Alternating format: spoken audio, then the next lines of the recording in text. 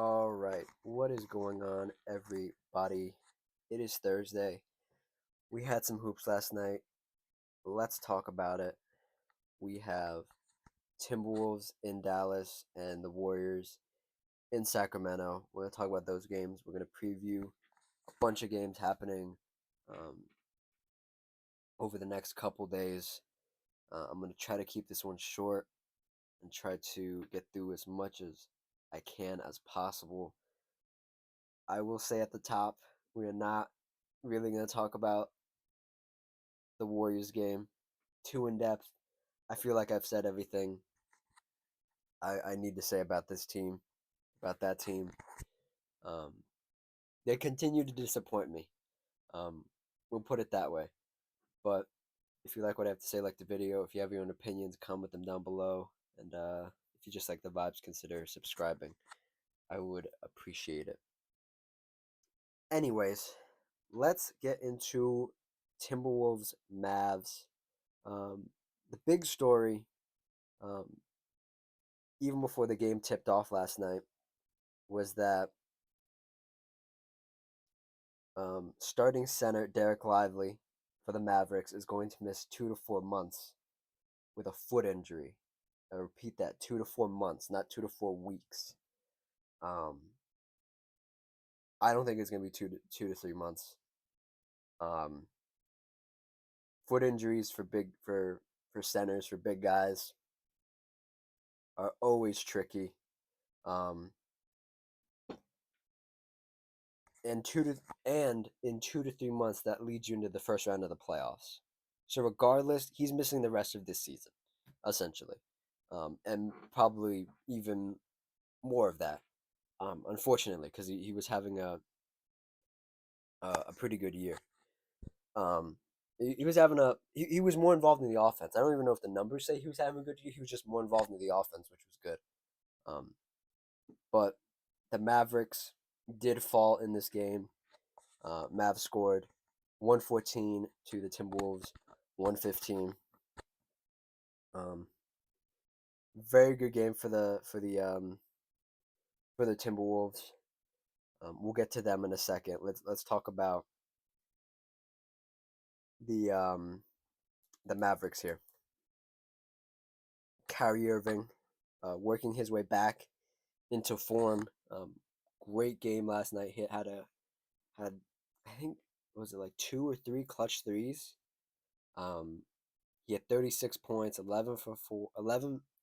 He took 11 threes, made 4 of them. 12 for 21 overall from field goal. PJ Washington helped out with 30 points. Um, 1 for 5 from 3, did not shoot it well. Hit a pretty important one from my memory, and he was 12 for 22 from field goal. And you had Gafford, who had a pretty decent night.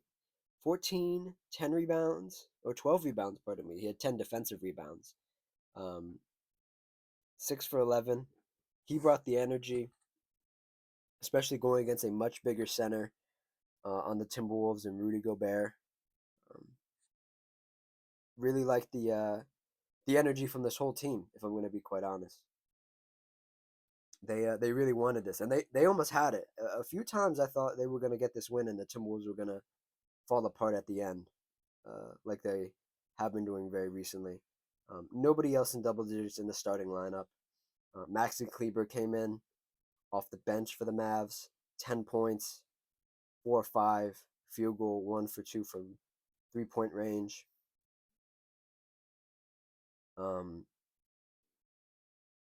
yeah, he had Maxi Kleber had a hell of a dunk, hell of a dunk. He had a hell of a dunk on Rudy Gobert. He pump faked the three, and then he drove into the lane and put it on his head. Um, um, it was very entertaining to watch, very entertaining. No Clay Thompson for them last night. Um, no Clay Thompson. You probably needed him, but to be fair, PJ Washington gave you almost everything you wanted that you would have gotten out of Klay Thompson. I mean, the only other thing that could have been a little bit better is that Quentin Grimes um, only had 5 points, only made one 3-pointer.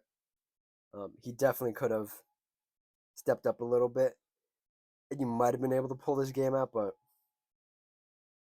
I think Quentin Grimes is a better defender than Klay Thompson at this point, and um, yeah, I I think it was just, it came down to the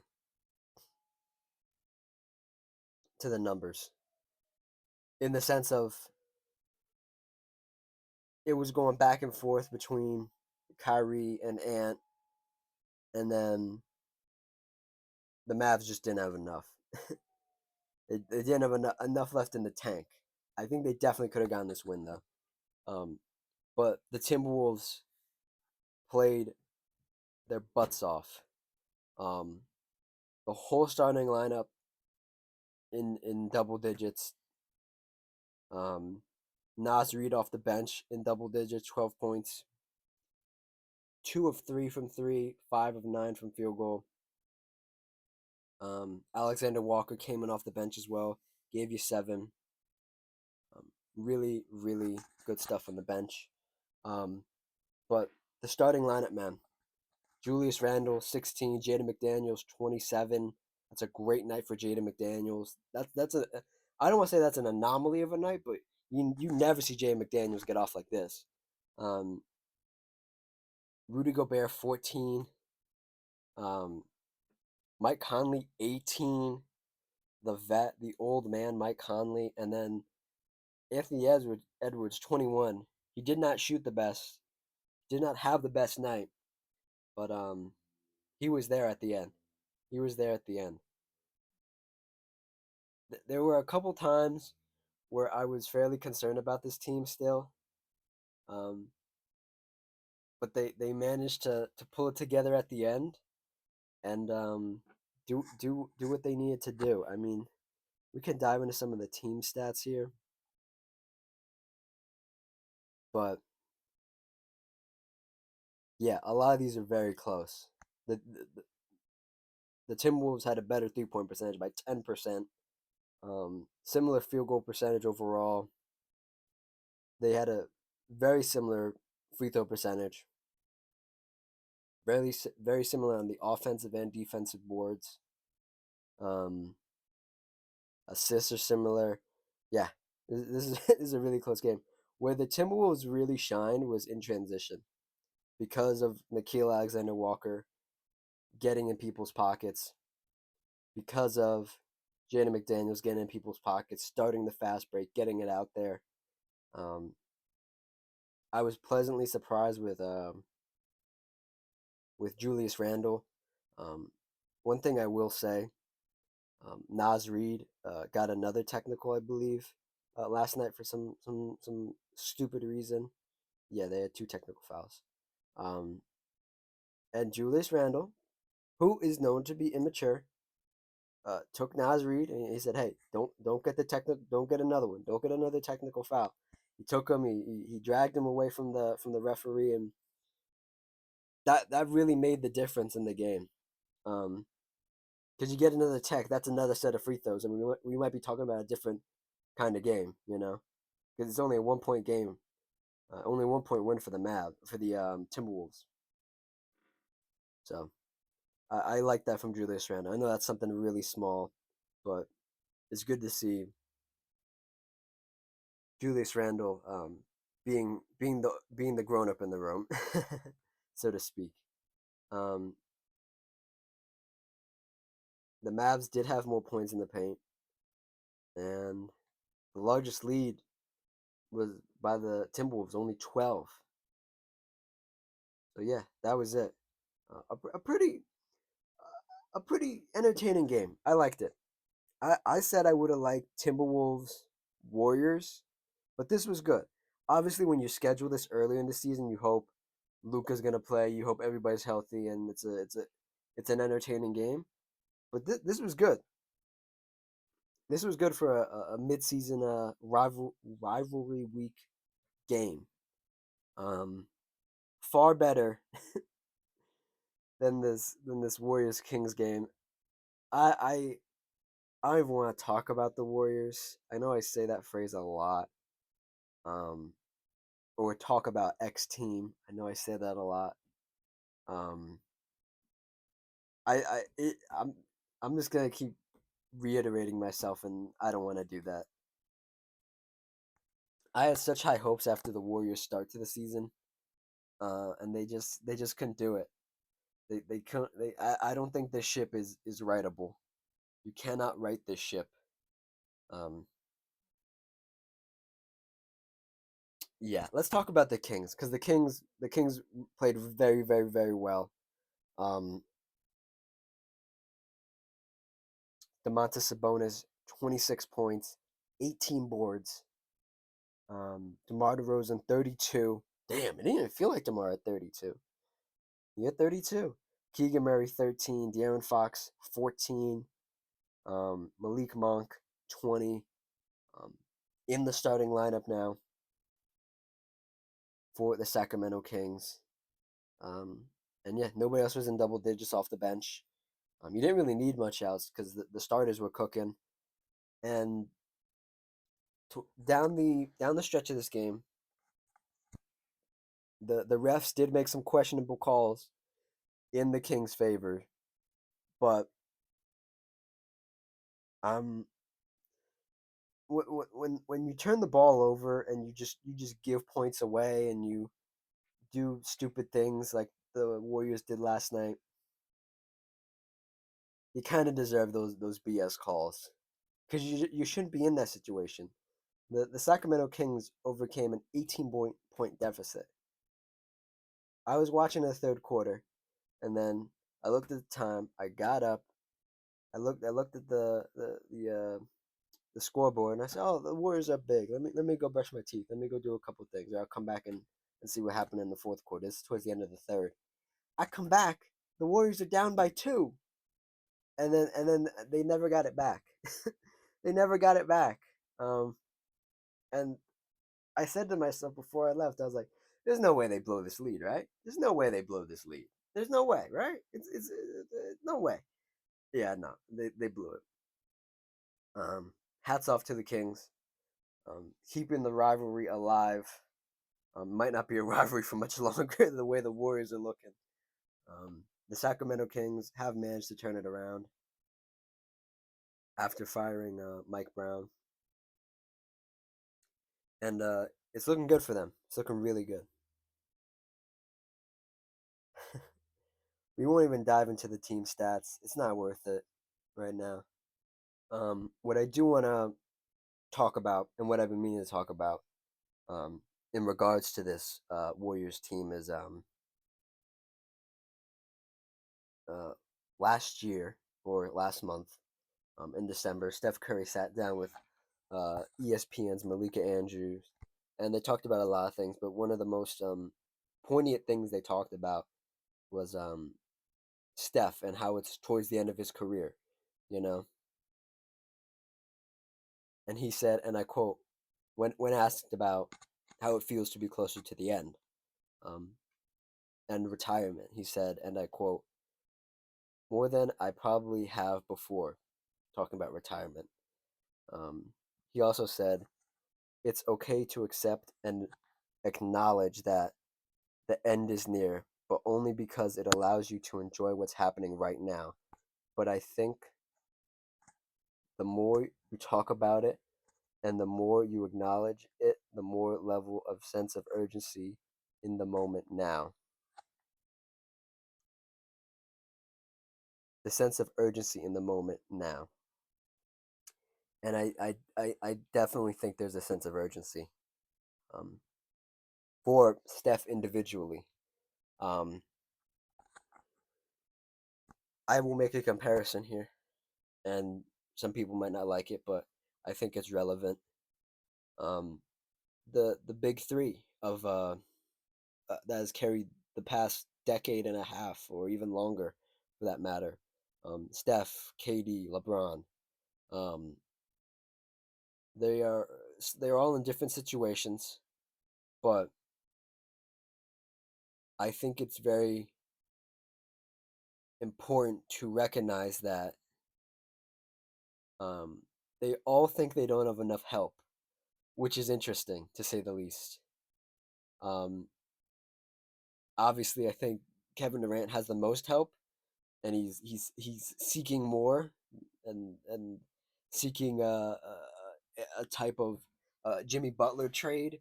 Obviously, when you're a LeBron team, you want to always try to improve the team, but they're so binded by their first round picks and what they want to do. Do they want to focus on the now, focus on the future? And the Warriors are such in a bind where they can't be bad. They have to be good, you know? And Steph needs a number two or even a 1B because, man, Andrew Wiggins last night, he had 25 points. That's not, that's not, that's not, that's not Andrew Wiggins every night. If that was Andrew Wiggins every night, this team would be fine. I'm not saying they'd be the number one seed in the West, but they'd be fine. Buddy Hield 17. Okay, right? Cool. This team is just not equipped, and I understand that they have people missing. They have a ton of people missing. I believe they have four people missing. We can look at it real quick if I can find it. Warriors. Yeah, they have a bunch of people missing. They have Jonathan Kaminga. They have Kyle Anderson. They have Brandon Podzimski. They have Draymond Green. All those guys are out for them. Um, they're missing a bunch of their forwards. Names I just mentioned. But it's so interesting to see how all of these great players feel like they need more, and some of them deserve more. And don't get me wrong, like if LeBron or Steph had Devin Booker and Bradley Beal, they would be leagues better than where the Suns are as a team right now with Kevin Durant. But that's not the situation those guys are in, and I don't think they're even asking for that. I just think they're asking for more depth and more help, like more reliable depth. On both teams, LeBron on the Lakers and Steph Curry on the Warriors. And they were talking about it on the broadcast last night, and I think it was total BS. I think it was total crap. Um, they said that um, somebody was talking to a Warriors coach or somebody in the higher up, and they said they're not chasing that same um, style of player, that same success that the those great Warriors teams had with Steph Curry, Draymond, Kevin Durant, um, Draymond Green, Andre Iguodala. They're not chasing that. I think you fucking should be. I think that's so unfair. It's so unfair to Steph Curry, and I think even to a lesser effect, even the report came out yesterday for the Lakers that they're not gonna make any big moves. Their GM Rob Pelinka isn't gonna make any big moves during coming up to this trade deadline. They're not gonna make any big moves. That's a disservice to LeBron, and I'm not the biggest LeBron fan, but man, it would be so frustrating to want to be successful and know you can still be successful at this older age and still playing at not your peak, but sort of a lesser version of your peak. It would be so frustrating to be I almost say yelling and screaming, but like this sounds so bad. This sounds like a crime is happening, like suffering in silence. Like it sounds so bad, but that's what they're doing. Because Steph and LeBron, like, they don't really like hint at it too much. That like, yo, I need more help here. Um,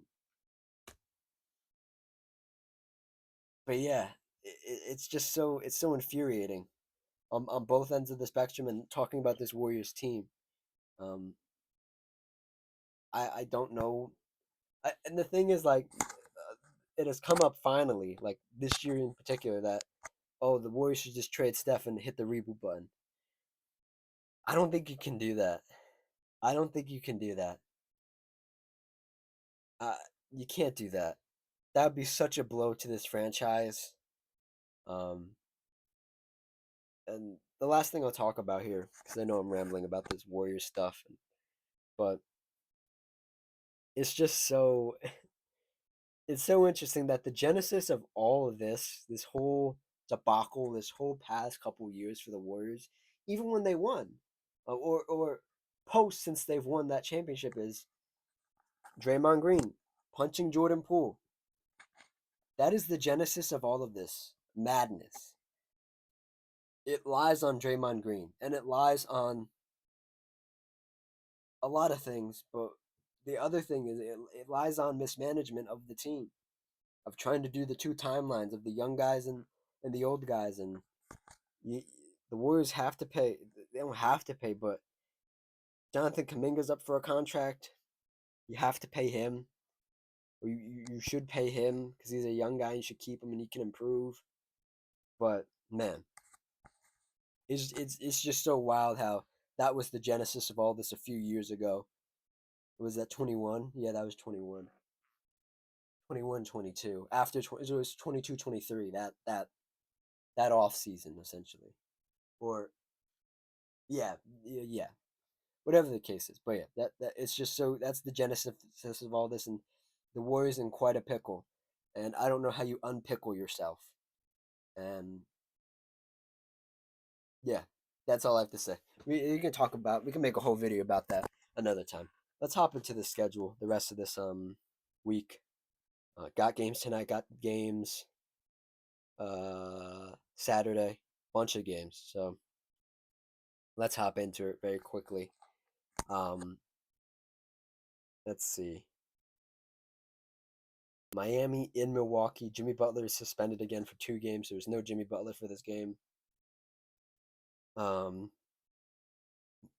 let's check the Bucks injury report real quick. Bucks, Bucks, Bucks, Bucks, Bucks, Bucks, Bucks, Bucks. Where are the Bucks? Oh man, I said it before and I'll say it again. I feel like I scrolled past names 5 times before I actually find it. Oh, here we go. Giannis's day today. Chris Middleton's day today. Uh, okay. Um, you know, nah, nah, I'm not gonna say it. Give me the Bucks. Easy, easy, easy choice. Give me the Bucks. And a throwback classic tonight as well. Boston in LA. Boston narrowly got away with a win against the Clippers last night, so we'll see about that. Um, you know,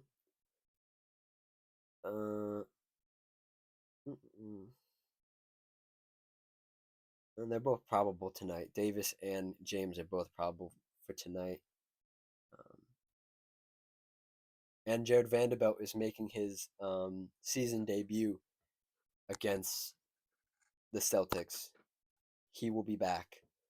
Um, and Christian Wood is out, and there's no timetable on Christian Wood. Um, you know, I'm gonna go outside the box here. Um, oh, and Kristaps didn't play in that Clippers game, so he's probably gonna play tonight. Um, okay. Nevertheless, I'm gonna take the Lakers in this, just for funsies. I'll take that. And then Saturday we got Indiana in San Antonio.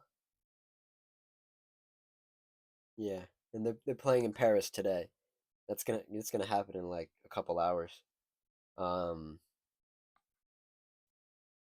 oh damn, I don't know. Depending on who, I think rolling it back very quickly. I think the Spurs are gonna win today in Paris, because Victor Wembanyama is gonna put on a show for the hometown fans as the hometown kid from the Paris area. Um, and then Saturday, I think the Pacers are gonna win. That's what I think. And then we have Denver versus Minnesota. Give me Minnesota. I'll take Minnesota. And then Saturday again, Boston in Dallas. Give me give me Boston. Give me Boston. That's way too much stuff for Dallas to deal with. If they barely beat the Wolves, they're not going to beat the Celtics. And lastly, another classic. Two teams I already talked about very briefly. Lakers and Golden State. Um, I'm going to say Golden State. I'm going to cross my fingers and hope the Warriors can win at home and recover some of their dignity from the beating of the last couple games they've had. So yeah, that's it. Um, got through everything. We're gonna get through a little longer than I would have wanted it, but what are you gonna do? Um, thank you for watching. Thank you for listening. Like the video, subscribe, all that good stuff. Got a new channel icon. It's pretty cool. Let me know what you guys think. And thanks for watching. I will see y'all tomorrow. Cheers.